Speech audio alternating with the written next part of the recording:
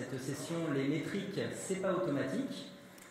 Donc l'idée, pendant cette courte session, ça va être de parler de la notion de KPI, de la notion d'indicateur, de comment s'en servir, de comment ne pas s'en servir, de qu'est-ce qu'on peut faire avec exactement dans un contexte agile. On va commencer par se présenter. Vas-y, je t'en prie. Je fais partie de la société SOAS. Je suis actuellement chef de projet agile, manager agile, tel que j'aime le définir. Et donc Sébastien Ménétrier, je fais aussi partie de la société SOAT, je fais partie de la structure SOAT Agile, donc je suis coach agile et formateur. Alors avant de commencer, de rentrer un petit peu plus dans les détails, déjà, pourquoi on a eu l'idée de cette formation? Il y a 2 ans, à peu près, effectivement, il y a 2 ans à peu près, j'étais coach dans une grande banque d'investissement française que je ne nommerai pas par charité. Et en fait, je faisais partie d'une équipe où notre boulot, c'était d'apporter de l'aide méthodologique et d'apporter aussi les outils qui permettaient de mieux mettre en place ces méthodologies. Bon, pour ceux qui connaissent, basiquement, on mettait en place des plugins Jira qu'on avait développés nous-mêmes. Et donc, un jour, il y a un chef de projet qui est venu nous voir et qui avait un problème. Donc, son équipe fonctionnait plus ou moins en Scrum, disons qu'il fonctionnait en mode itératif. Et donc, des itérations d'un mois. Et tous les mois, ce chef de projet passait à peu près 3 à 4 jours juste à collecter des métriques pour faire un rapport pour son management. Et donc, 4 jours sur un mois, c'était monstrueux. Il est venu nous demander de l'aide. Il est venu nous demander, est-ce que par hasard, on n'aurait pas des outils qui pouvaient l'aider à automatiser des choses, etc. Donc, on est venu, on a commencé à regarder. Il nous a présenté son problème. Et au bout de 5 minutes, quand même, c'était attends, j'ai un doute. Donne-moi ton dossier. Effectivement, il m'a montré un dossier d'une 40aine de pages, rempli de tableaux, de graphiques, etc. Donc j'ai été voir son N+1, donc à qui était destiné ce dossier. Son N+1 qui était bien situé à facilement 5 mètres de large, dans le bureau d'à côté. Je lui ai montré ce dossier, je lui ai dit, bon ben voilà, tous les mondes donnent ça, de quoi tu te sers? Il a feuilleté le dossier, il a dit, ok, je me sers de ce graphique-là, de ces données-là, et puis de cette page-là, et puis le reste, je ne le regarde pas. Bon ben voilà, le problème était résolu, et on n'a mis rien de technique en place. Donc, de là est venue l'idée de cette conférence sur la notion de il faut savoir challenger ses métriques. Donc, de quoi allons-nous parler exactement? On va avoir quelques petites considérations générales que Sébastien a présentées. Et on va s'intéresser à pourquoi on fait ces métriques, pour qui, au travers d'une grille de 5 catégories qu'on va vous présenter. Et après, on essaiera d'analyser une petite dizaine d'exemples assez classiques à l'aune de cette grille. Nous verrons un peu la partie objectivité et subjectivité sur les métriques. Il y a des métriques qui font partie d'une seule des 2 catégories.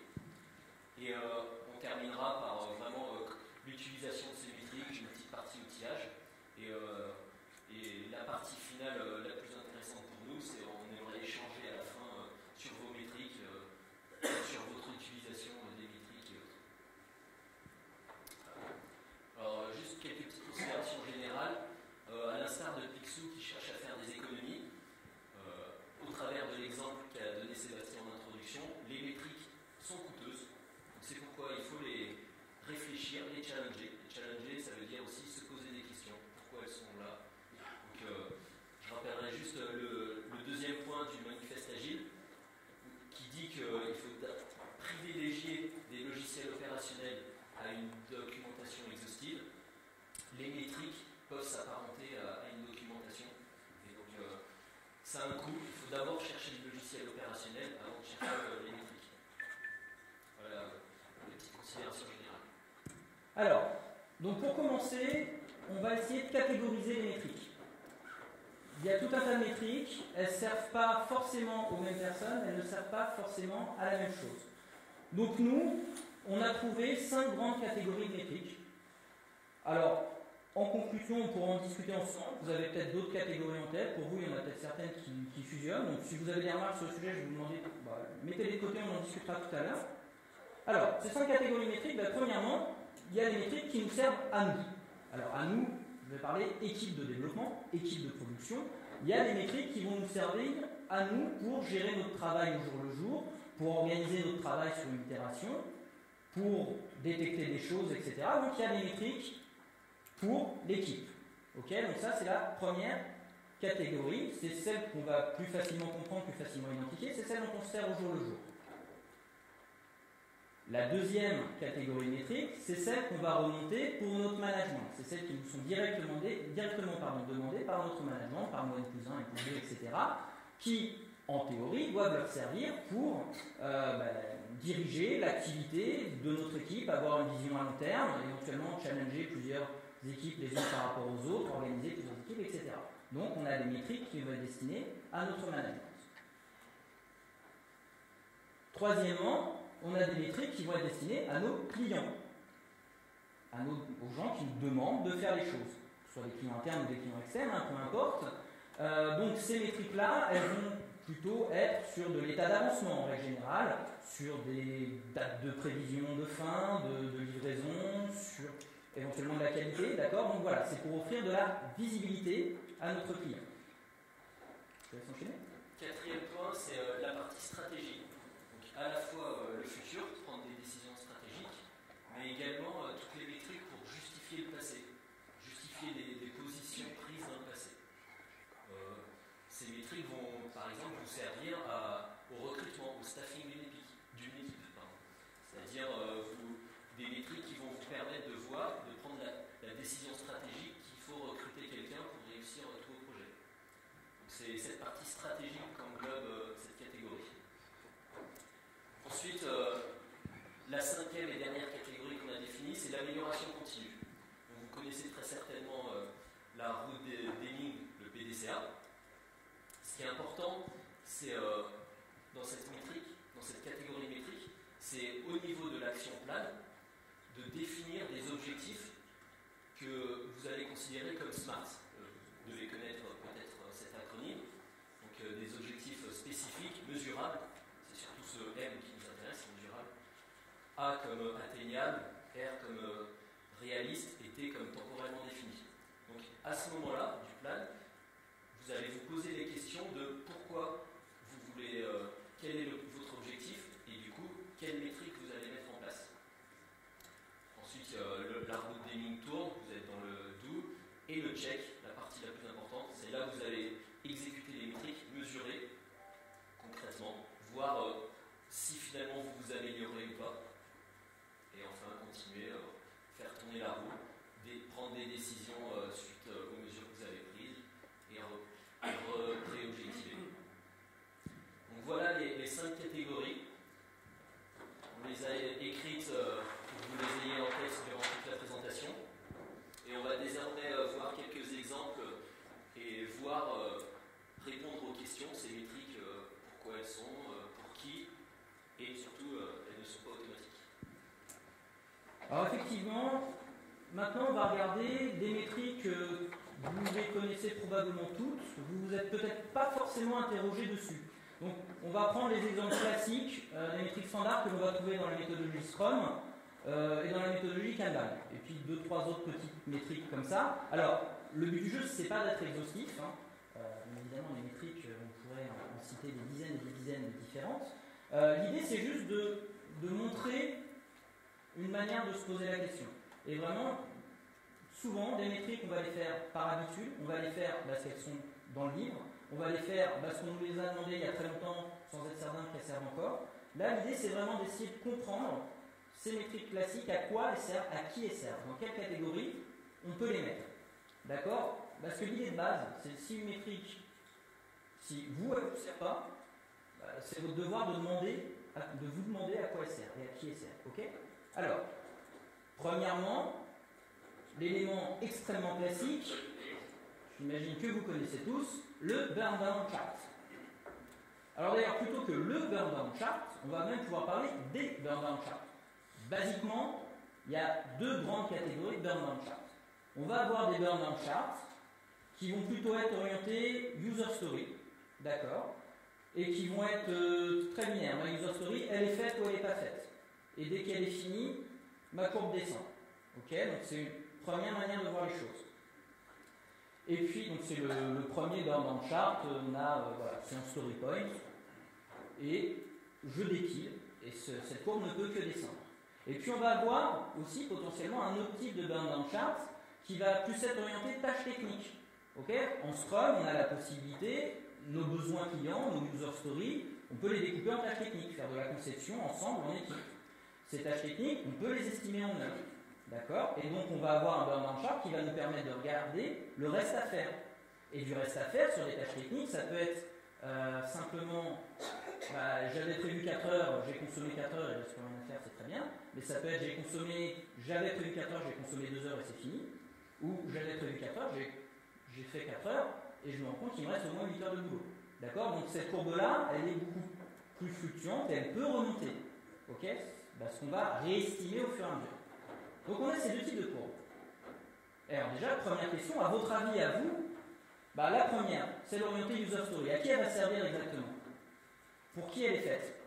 Un rapide tour de table. Bon, ok, alors pas forcément un micro, dis ce que vous avez par la tête, je répéterai les décisions, mais juste voilà, plutôt dans ces catégories-là. Alors client, effectivement. Client, celle-ci, elle est très orientée client. Le client, ce qui l'intéresse, c'est si c'est fait, si c'est pas fait. Le client, il a une vision assez binaire de notre travail, il veut que ça tourne. C'est fait à 90%, ça ne va pas forcément l'intéresser. D'accord? On doit lui mettre des choses à disposition. La 2, elle est très orientée client. Elle peut aussi être orientée management. D'accord? Donc la 2 est très orientée client. La 1, pardon, est très orientée client. Excusez-moi. Et donc le deuxième burn-down chart, celui plus tâche technique, plutôt heure, effectivement, celui-là, il est très orienté équipe. Il peut aussi intéresser notre management. Il va vraiment être orienté gestion de mon travail au jour le jour. Bon. Accessoirement, ce n'est pas forcément aussi binaire que ça. J'ai vu beaucoup d'équipes où on estimait que la deuxième courbe était assez compliquée à produire, on ne la produisait pas et on se servait du premier burn-down chart pour gérer aussi l'activité d'équipe. D'accord? Donc, la métrique n'est pas automatique, mais son utilisation ne l'est pas non plus. Ok, le deuxième exemple, que vous devez connaître aussi pour ceux qui font du Scrum, donc le Product Burn-down Chart ou Release Burn-down Chart, suivant à quel niveau vous travaillez. Donc l'idée derrière ce chart, en 2 mots, c'est juste de se dire, connaissant la quantité de travail qu'il y a dans mon Product Backlog, connaissant le rythme de travail de mon équipe, connaissant sa vélocité, je vais essayer d'approximer la date de fin. D'accord? Donc on est en Scrum, on ne prédit pas des dates, on donne une approximation de quand on devrait avoir terminé.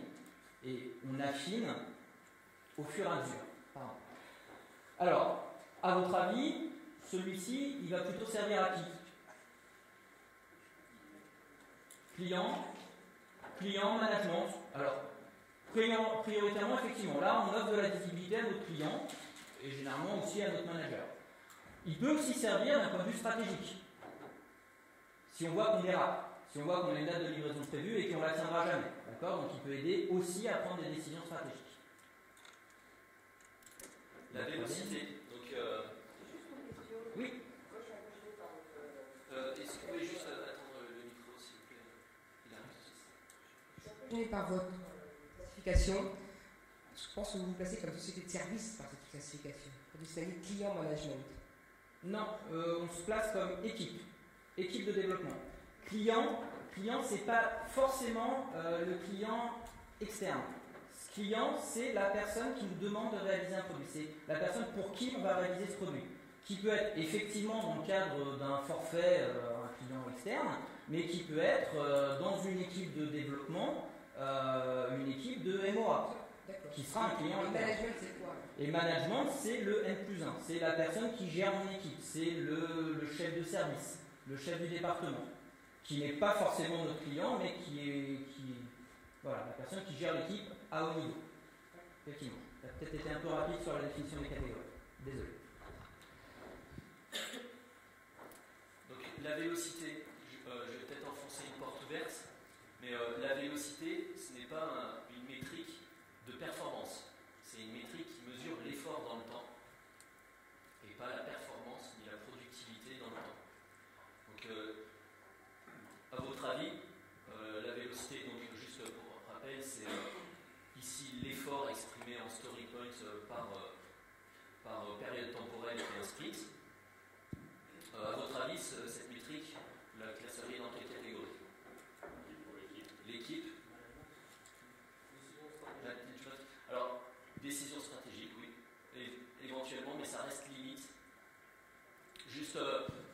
La vélocité, c'est un indicateur de prédictibilité à court et moyen terme. Donc niveau stratégique, il ne faut pas le voir. C'est indirectement par rapport au product.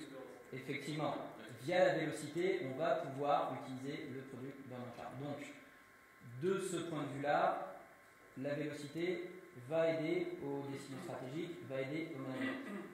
Après, basiquement, la vélocité, c'est en tout premier lieu un indicateur d'engagement de l'équipe. Et justement, il y a une métrique complémentaire qu'on voit juste après, c'est la précision de l'engagement. Donc, c'est-à-dire on compare ce sur quoi l'équipe s'est engagée avec ce qui a été réalisé concrètement.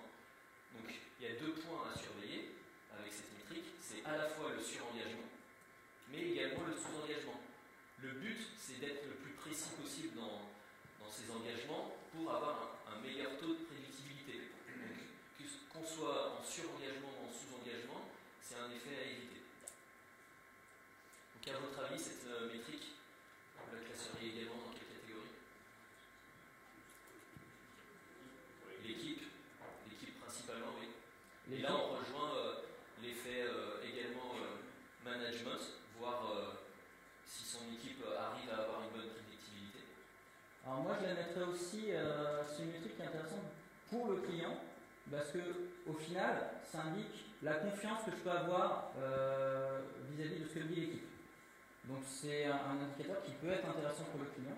Et in fine, étant donné que l'objectif, c'est de se rapprocher du 100%, de ne pas être au-dessus, ne pas être trop au-dessus, ne pas être trop en dessous. Donc c'est aussi une métrique d'amélioration continue. D'accord? Mon objectif, cette métrique-là, mon objectif, c'est vraiment de la faire atteindre un certain stade. Donc c'est une métrique d'amélioration aussi, clairement. Le tableau blanc. Alors ça, en soi, le tableau blanc peut être une métrique. Donc le tableau blanc, ça peut être n'importe quoi qui représente votre management visuel. Là, c'est un tableau Kanban assez carré, ça peut être un tableau très artistique, peu importe. C'est un indicateur à un instant T de l'état d'un projet.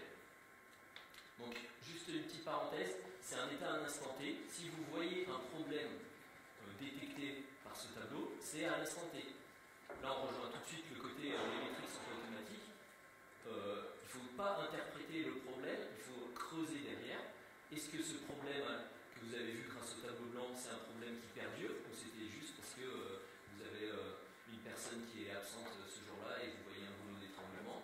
Enfin, il faut creuser derrière, c'est pas automatique. Donc le tableau blanc, à votre avis, cette métrique, elle sert dans quelle catégorie? Principalement équipe. Équipe avec équipe. Principalement équipe, parce que ça permet vraiment de gérer le travail de l'équipe aujourd'hui. Alors, une autre petite parenthèse sur le tableau blanc, sur le management visuel de manière générale, l'équipe va se l'approprier, le personnaliser, plus ce tableau blanc est personnalisé, moins il sera lisible par l'extérieur. Donc ça peut être intéressant d'ajouter des légendes, mais là c'est très intéressant de se poser la question à qui sert ce tableau blanc. S'il sert uniquement à l'équipe, ok, tant mieux, ils peuvent le personnaliser autant qu'ils veulent. S'il sert de visibilité pour d'autres personnes, attention à bien mettre des légendes sur ce tableau pour qu'il soit compréhensible de l'extérieur de l'équipe.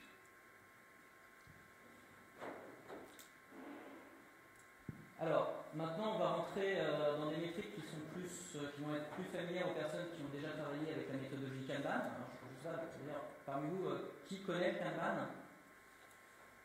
D'accord, alors je vais passer très rapidement sur l'explication de ces métriques-là. Donc ici on a ce qu'on appelle le diagramme de flux cumulé, cumulatif le diagramme.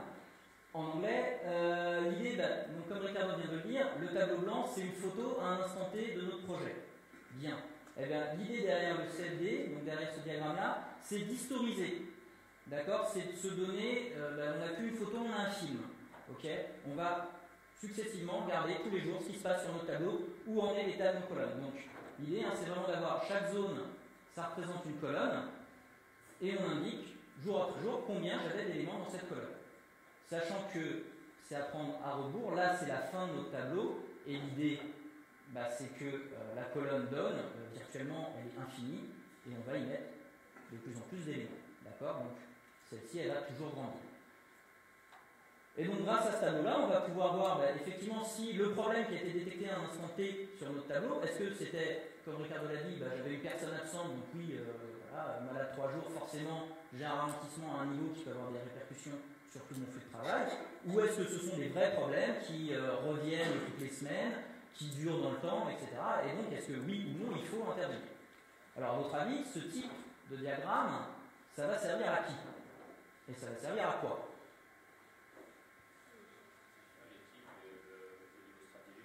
Alors, au niveau stratégie, c'est extrêmement intéressant parce que déjà, très simplement, ce diagramme-là, il va pouvoir nous dire si la courbe tout en bas, elle est un peu plate et que la courbe tout en haut est très très haute, elle va nous dire que, voilà, on va dans le mur. Et on voit en un coup d'œil. D'accord? Et donc là, stratégiquement, ça veut dire soit on abandonne une partie du périmètre, soit il faut recruter. Mais il faut prendre une décision stratégique. A l'inverse, si la courbe du bas grimpe très très vite et la courbe du haut, donc, ce qui rentre dans notre système, croît très lentement, ça peut nous dire qu'on est en train de terminer un projet et qu'on n'a plus grand chose à faire et qu'il faut commencer à déstaffer, à mettre des gens sur un autre projet, à augmenter notre périmètre, etc. Donc c'est un très très bon indicateur stratégique. Après, effectivement, c'est un indicateur qui permet aussi de gérer le travail de l'équipe, moins au jour le jour, et effectivement peut-être plus orienté amélioration continue. Parce que comme je vous l'ai dit, il va nous permettre de repérer les problèmes. Et un des axes de l'amélioration continue, c'est justement de faire sauter les problèmes. D'accord? Donc avec ça, on peut voir effectivement, tiens, le problème, il est plutôt du côté des tests. Bon, faut faire quelque chose sur la qualité du code. Ou le problème, il est plutôt sur le rythme de production des spécifications. Ok, on va porter l'accent là-dessus. D'accord? Donc plutôt orienté stratégie et amélioration, ce graphe.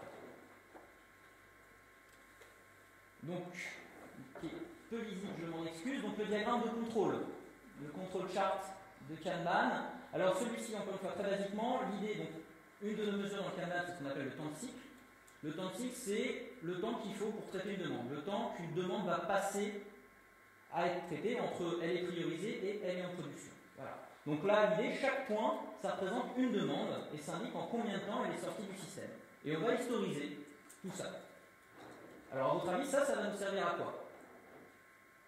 Dans quelle catégorie vous mettriez ce diagramme-là? Amélioration continue. Amélioration continue, effectivement. Moi, je le mettrais et dans amélioration continue et dans client. Amélioration continue, pourquoi? Parce que effectivement, ça va nous permettre de détecter les cas aberrants du système, ceux qui sont vraiment trop hauts. On a une médiane qui est autour de 5 jours et puis on a un élément qui est sorti en 20 jours. Il faut peut-être se poser la question sur qu'est-ce qui s'est passé sur cet élément. Donc on a un axe d'action, un axe au moins d'observation pour mettre en place de l'amélioration continue. On va analyser ce qui s'est passé à cet endroit-là. Donc c'est un très bon outil d'amélioration continue. Et c'est aussi un outil d'offre de visibilité à nos clients. Parce qu'avec ce type d'outil, en utilisant des outils statistiques, alors on ne va pas entrer dans les détails, mais on va aller regarder par exemple ce qui se passe dans le Six Sigma, voilà, tout ça. Et on va pouvoir se dire, calculer, tiens, on a 80% de chance de sortir quelque chose en moins de 2 jours. Voilà. Et donc on va pouvoir passer des contrats. On va parler de service level agreement par exemple, quand on est dans le monde du support. Donc on va pouvoir passer des contrats avec notre client et lui dire, voilà, on a 80% de chance de vous livrer quelque chose en moins de X jours. D'accord? Donc voilà, ça c'est aussi un très très bon outil qui va une métrique que l'on peut offrir à nos clients. Ok. Le Net Promoter Score. Déjà, une petite question. Est-ce que parmi vous, il y en a qui le connaissent, le Net Promoter Score? 3, 4, 5 personnes. Donc pour ceux qui ne le connaissent pas, c'est une métrique assez simple dont l'objectif est de demander à un groupe de population, des utilisateurs, si oui ou non ils recommanderaient à leurs collègues l'entreprise, si oui ou non ils recommanderaient à leurs collègues, à leurs amis, telle fonctionnalité. Suivant votre niveau de travail, vous pouvez faire ça au niveau de l'entreprise, au niveau d'une fonctionnalité, projet. Donc c'est poser une simple question avec les personnes qui répondent de 0 à 10, si oui ou non elles le feraient. Et on considère que celles qui répondent le mieux entre 8 et 10, ça va être des promoteurs, celles qui vont faire du bon bouche à oreille sur vous, sur votre fonctionnalité, sur votre entreprise. De 7, 8, 6, c'est les neutres. Et en dessous, c'est vraiment des détraqueurs, où là, ça va être du très mauvais bouche à oreille.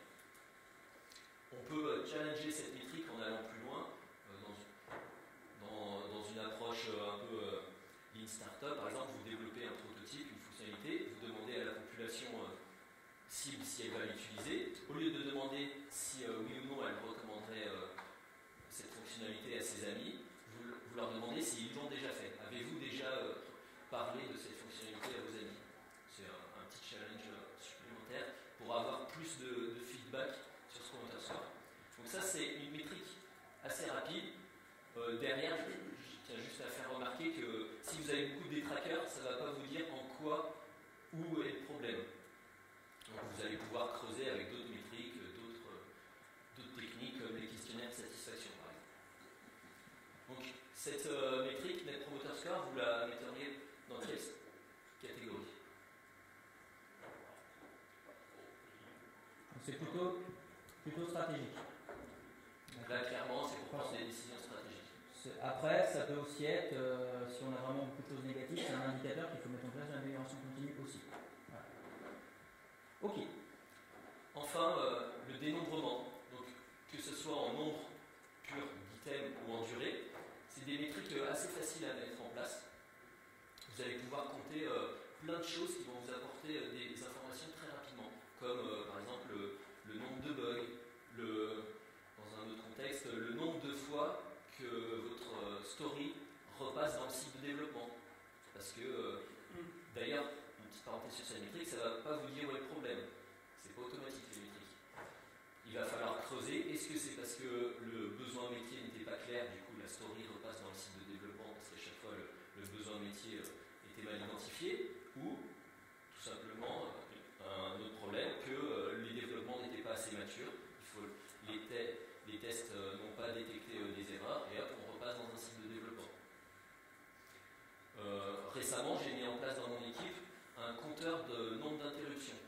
C'était pour sortir du ressenti. J'avais un équipier qui me disait qu'il avait l'impression d'être tout le temps interrompu dans son travail, que le métier venait le voir trop souvent, les personnes de la production également.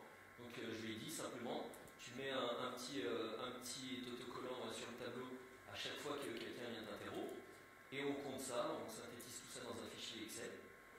Et en fait, bon là, en l'occurrence, ça a permis de détecter qu'il n'avait pas autant d'interruptions que ça, sortir du ressenti, mais dans d'autres contextes où le ressenti réel et vraiment beaucoup de perturbations, vous pouvez mettre en place des actions derrière, comme faire par exemple 1 heure où il est interdit d'être interrompu, les gens se concentrent sur leur travail.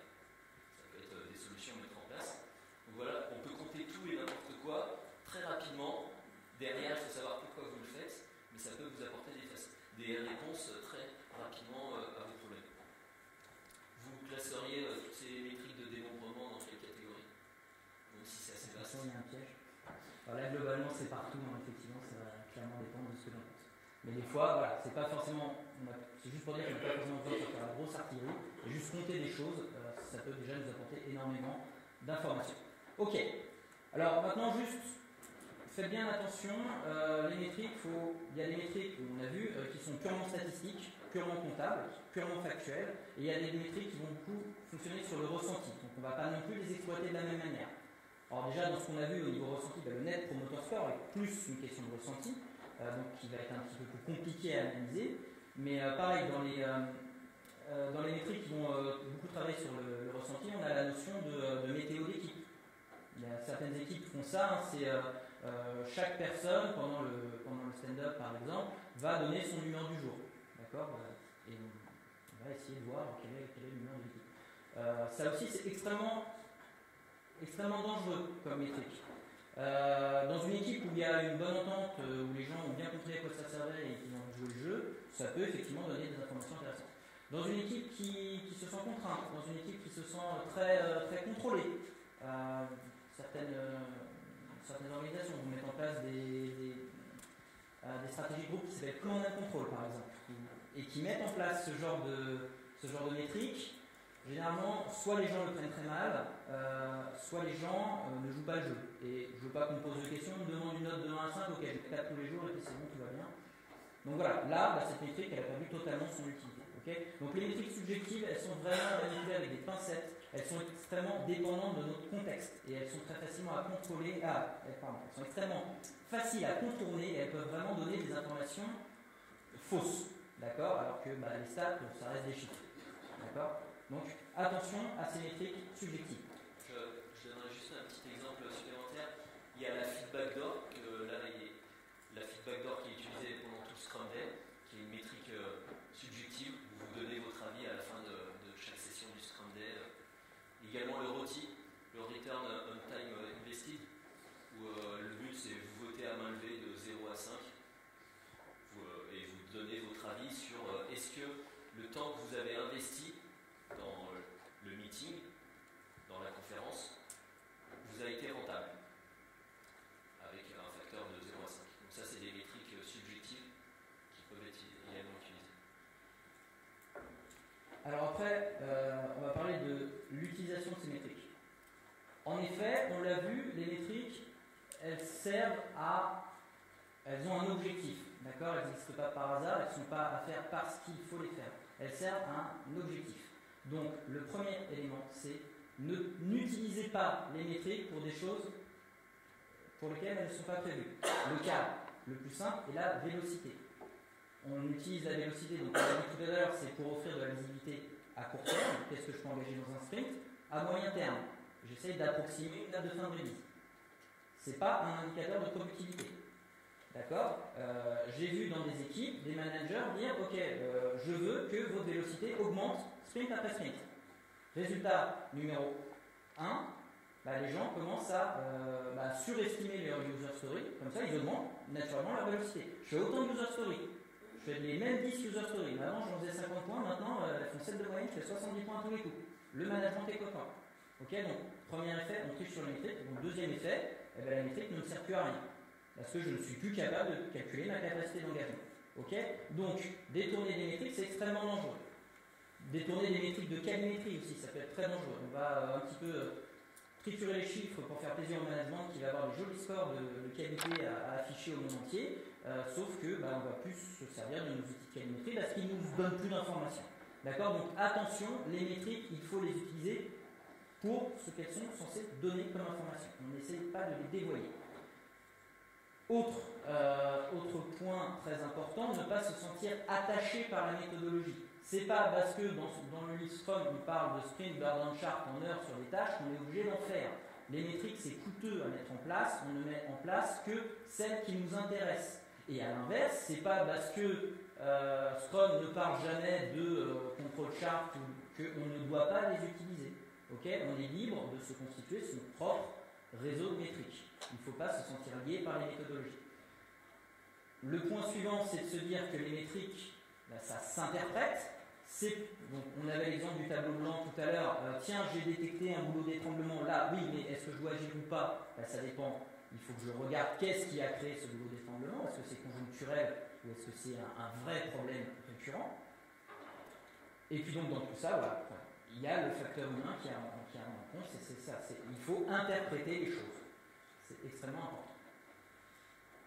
Sur la partie outillage, donc comment mettre en place toutes ces métriques, déjà quelques généralités sur l'outillage. De même que les métriques, c'est un coût. Donc réfléchissez au coût par rapport aux bénéfices que vous pouvez en tirer. Le coût, c'est pas forcément du monétaire, ça peut être de l'argent certes, mais ça peut être également un coût en temps de mise en place et en énergie. Faire le sprint burn chart en heure, ça consomme plus d'énergie que le faire en story points. Donc réfléchissez à quoi va vous servir cette métrique. Mais derrière les bénéfices, pensez côté amélioration continue sur la métrique elle-même, l'automatisation des métriques pour vous faire gagner du temps sur la production de ces métriques, et le return of time invested. Est-ce que le temps que vous allez investir pour mettre en place la métrique, les exécuter et autres, va vous servir finalement à prendre des décisions, des résultats qui vont vous faire gagner quelque chose. Mettez tout ça dans la balance. Et maintenant, passons à quelques outils. Le premier, le plus simple, c'est Excel. On parlait de dénombrement tout à l'heure, c'est des métriques assez simples. Derrière, vous pouvez tout synthétiser dans Excel. Commencez par quelque chose de simple. Excel, c'est un très bon moyen. Et derrière, appliquer de l'amélioration continue également sur les outils en améliorant vos métriques, en passant à des outils plus complexes. Mais Excel est déjà un très bon début. Donc des outils plus classiques, Jira Agile, pour faire des burn-down charts, gérer le backlog et autres. Je suppose que vous connaissez tous, ou une grande majorité d'entre vous. D'autres outils comme iScrum, Scrum Ninja, Sonar Source, plus dans la callimétrie, Redmine, un fourre-tout avec des plugins Gantt, Kanban, même s'il n'est pas très maintenu, HP Agile Manager, Microsoft Project, même si bizarrement c'est un mot tabou dans l'agilité, Microsoft Project a des templates agiles. On peut très bien faire, si vous êtes dans une entreprise qui a Microsoft Project parce qu'il y a une culture très cycle en V, vous pouvez l'utiliser à votre convenance. Au final, nous, ce qu'on voulait vous dire, principalement sur cette conférence, c'est que les métriques, ça coûte cher.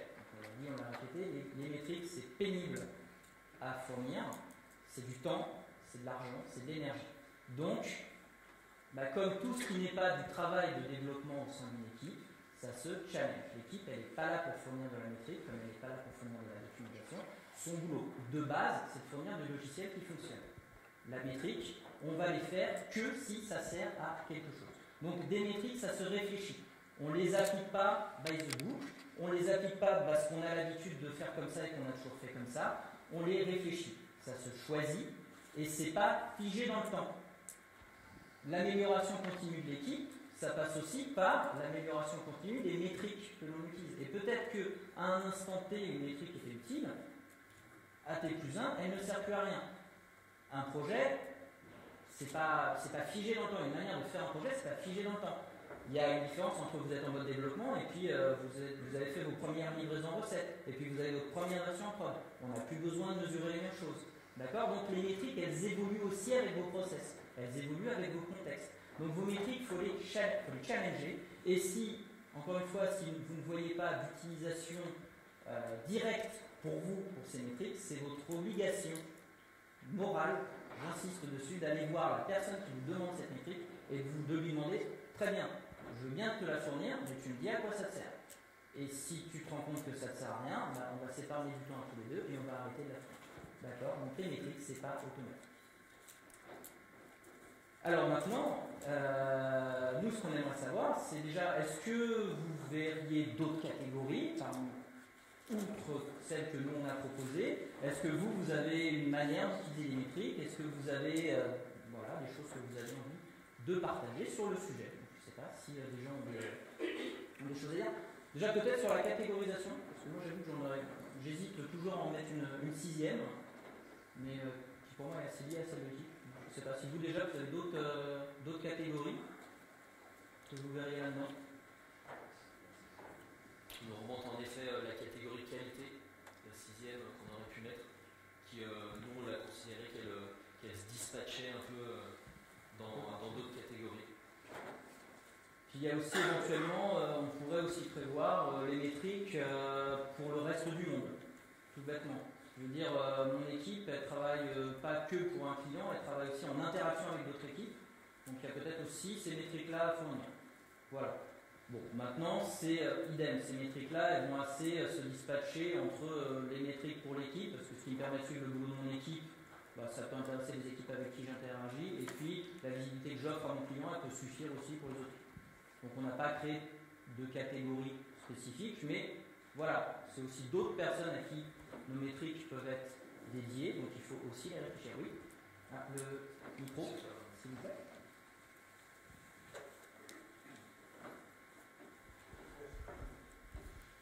Je vous ai entendu plusieurs fois, vous avez du mal à catégoriser vos métriques plusieurs fois. Oui, ça peut être là, ça peut être là. Oui, mais tout à fait. Tout à fait. Pourquoi on fait des métriques alors? Enfin, des catégories, pardon. Pas des alors, métriques, non, des catégories. Les catégories, elles ne sont pas faites pour être fixes. Premièrement, une métrique, l'idée c'est surtout de se dire, pour nous c'est une aide à la réflexion, de nous dire à qui servent ces métriques. Et chaque métrique peut avoir plusieurs utilités. D'accord? Celle-là, elle va nous servir à travailler notre équipe et à faire de l'amélioration continue. Et nous, on a commencé notre réflexion comme ça, à regarder les métriques, et on s'est rendu compte qu'on tombait en fait, voilà, on tombait sur 5 classifications. Mais une métrique ne va pas rentrer dans une classe. Et une métrique, dans un contexte donné, ne va pas forcément toujours servir à la même chose. Si c'était là ton point, effectivement, les catégories, elles ne sont pas fixes. Pour nous, c'était juste une aide à la réflexion qu'on avait envie de partager avec vous. Et parce que c'est comme ça qu'est venue notre réflexion. C'est vraiment en prenant nos métriques et en disant, ok, celle-là, quand je la fais pour qui? Alors, je la fais pour moi, oui, et puis je la fais, mon manager, il s'en sert aussi. Très bien, hop, hop, 2 catégories pour cette métrique-là. C'est comme ça que notre démarche est venue. C'est une démarche qu'on vous propose pour vous-même réfléchir à vos métriques. Mais encore une fois, effectivement, je ne suis pas là pour vous dire que le sprint d'un manager en storypoint, il sert aux clients et que aux clients et à rien d'autre, et c'est fini. Et le débat est clos. On est d'accord, c'est dépendant du contexte, de votre équipe, de tout un tas de facteurs extérieurs.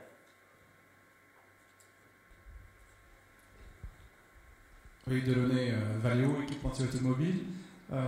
Puisque vous posez la question, nous on a coutume de classer nos métriques en différentes catégories. Une catégorie opérationnelle, une catégorie capitalisation, mais là on retrouve à peu près les grandes catégories par rapport aux 5, et ensuite en différentes visibilités, visibilité équipe, visibilité management et visibilité client.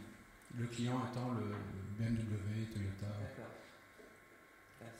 Merci. C'est intéressant de directement identifier cette visibilité pour que justement les métriques ne soient pas dévoyées, ne soient pas utilisées par le management alors qu'elles étaient censées être visibles que par l'équipe, et ainsi de suite. Alors ça c'est effectivement un des gros points d'attention, c'est la métrique mal utilisée. Encore une fois, on en a donné quelques exemples. On en a d'autres sous le coude, des exemples, on ne va pas tous les déballer ici, on n'a plus trop le temps, mais si on peut en parler après. Voilà. La métrique, elle est pensée pour quelque chose. Si on l'utilise pour autre chose, c'est, premièrement, c'est de prendre le risque qu'elle donne une fausse information, et deuxièmement, c'est de ne plus pouvoir l'utiliser pour ce dont elle était prévue au début. Donc, voilà, ce niveau de visibilité est effectivement très intéressant, et si on arrive à le faire comprendre à tout le monde dans un projet, je pense que ça marche bien chez vous, c'est bien compris, c'est bien accepté. Alors c'est bien compris par rapport à ceux qui développent effectivement les métriques dans la définition des processus.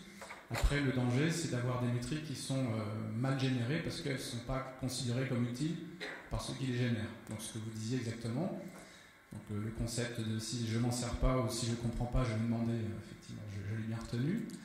C'est intéressant, c'est difficile à mettre en place parce que les gens forcément ne demandent pas, surtout dans les équipes distribuées, on n'a pas les liens directs.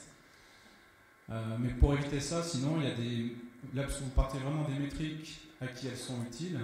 Nous, on est parti plutôt de l'inverse, quels sont nos objectifs et ensuite comment on les mesure. Dans l'approche GQM, Balance Scorecard Metrics, des choses comme ça. D'accord, oui, effectivement. C'est aussi une manière d'aborder le problème, tout à fait. Oui, bonjour. Parmi toutes les métriques dont vous avez parlé, quelles sont celles qui sont les moins coûteuses à mettre en œuvre et celles qui sont les plus coûteuses à mettre en œuvre? Alors, je pense en particulier à une métrique qui est assez coûteuse, c'est sur tout ce qui est temps passé. C'est-à-dire qu'il est souvent difficile de demander à des programmeurs de traquer le temps qu'ils passent à faire des choses, et même si c'est très utile comme information, mais c'est pas facile de l'obtenir. C'est pas facile parce que la plupart du temps, les programmeurs vont penser qu'on fait ça pour les cliquer, voilà, pour vérifier qu'ils avancent bien dans les coûts qu'on leur a fixés, etc. Et là, le problème, c'est que des fois, ils ont raison d'ailleurs. Donc l'idée, ça va être de leur expliquer pourquoi on a besoin de cette métrique. C'est toujours, encore une fois, le même problème, c'est expliquer, comprendre et expliquer à quoi servent les métriques. Et moi, en tant que développeur, si on me demande de traquer mon temps sans dire à quoi ça sert, effectivement, je vais mal le prendre et je vais mal le faire. Si on m'explique que ça sert à, par exemple, voir si on sait bien s'engager, voir si on sait bien estimer, éviter de se surengager, etc., là, je vais comprendre l'intérêt pour moi et ou pour l'équipe et ou pour le projet, et je vais plus facilement le faire. Pardon. Donc, effectivement, il y a deux notions derrière ce que vous dites en termes de coût. Il y a le coût en termes d'outillage et il y a le coût en termes de convaincre les gens de le faire. Donc, les coûts en termes d'outillage, on en a un petit peu parlé, et effectivement, il y a des métriques qui sont compliquées à tracer à main. Et là, typiquement, sur le temps passé, faire le sprint dans le chart en heure avec la réestimation, etc. Si on a une équipe de 8 personnes, des tâches estimées entre 2 et 4 heures, à la main, c'est une plaie monstrueuse. Donc là, pour ce type de coup, on est clairement dans la question que présentait Ricardo tout à l'heure. Je regarde les outils, je regarde ce que ça me coûte, je regarde ce que ça me fait gagner. Et puis après, effectivement, il y a, mais comment je convainc les gens de faire la collecte de données de manière intéressante. Et le cas du time tracking, on est en plein dedans. Donc pour moi, la réponse à ça, encore une fois, c'est d'expliquer. Expliquer à quoi ça sert et expliquer, toi développeur à qui je demande de faire ça, expliquer à quoi toi ça te sert et ce que toi tu vas gagner. Même si je pense que les gens peuvent être convaincus par l'utilité de cette métrique, c'est quand même une astreinte. Tout à fait. Et le problème il est quelquefois là, c'est-à-dire c'est pas, on sait que c'est utile, mais il faut quand même le faire. Et après, la question, c'est aussi de se poser, alors si on n'est pas dans le cadre de c'est imposé par le management et on n'a pas le choix, il faut le faire, si vous mettez en place Scrum dans votre équipe et qu'effectivement dans Scrum on parle de time tracking, de réestimation, de chart en heure, etc., la première question à se poser, c'est mais je m'en sers pourquoi exactement? Est-ce que ça m'apporte une information ou pas? Si au final ça ne m'apporte pas d'information, je ne le fais pas.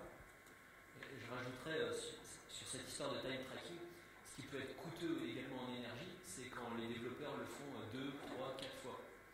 C'est-à-dire ils time track, ils font leur bilan de consommer à leur chef sur un simple Excel, ils doivent le faire dans un outil SAP, dans un autre outil. Ça aussi c'est coûteux quand ils doivent démultiplier l'énergie pour répondre à un besoin. Et donc là, c'est intéressant de réfléchir à une harmonisation de la métrique. Ça a un coût, mais derrière, ça fait gagner beaucoup d'énergie. Bonjour, je m'appelle Charlie Lacoste, je viens de l'Ectra, c'est ça. Je vais abonder dans votre sens en fait, parce que nous, on s'est heurté directement à ce problème-là chez nous. Donc là, on parlait de burn down en heure. Ça veut dire que derrière, il faut réestimer les tâches qui ne sont pas terminées en heure. Donc il y en a un qui va dire non, mais ça attendra pour 5 minutes parce que tu comprends, je suis une brute et c'est hyper facile à faire. Il y en a un autre qui va dire mais moi j'ai rentré sur le projet donc il va m'en falloir 6. Ah ouais, mais moi j'étais interrompu donc finalement, non mais attends, c'est des heures de travail. Bon bref, en fait on s'en sort pas et c'est la guerre ouverte entre qu'est-ce qu'une vraie heure, etc. alors que c'était pas ce qu'on voulait savoir. Nous on a trouvé un contournement qui était de dire, nous ce qu'on veut savoir c'est est-ce qu'on est dans les clous par rapport à notre engagement sur le sprint, donc en l'occurrence, et où on en est par rapport à nos tâches. Donc on fait un découpage en tâches, des tâches de préférence petites, et à partir de là on suit le burn down en tâches, ce qui fait que quand une tâche n'est pas terminée, elle est en retard, et quand il y a des tâches qui se rajoutent, on voit tout de suite les flux. Donc voilà, on est parti de cette vision-là. En nombre de tâches, et derrière en fait ça permet aux développeurs de dire je rajoute des tâches, donc c'est un sens concret, c'est pas je rajoute des heures, c'est pas complètement itéré, c'est vraiment ça expose en plus l'information de dire finalement on n'a pas fini ça, c'est pas parce que finalement le test machin il doit prendre plus de temps, c'est que simplement je dois rajouter ça, ça et ça. Et les personnes l'ont très bien compris dans l'équipe.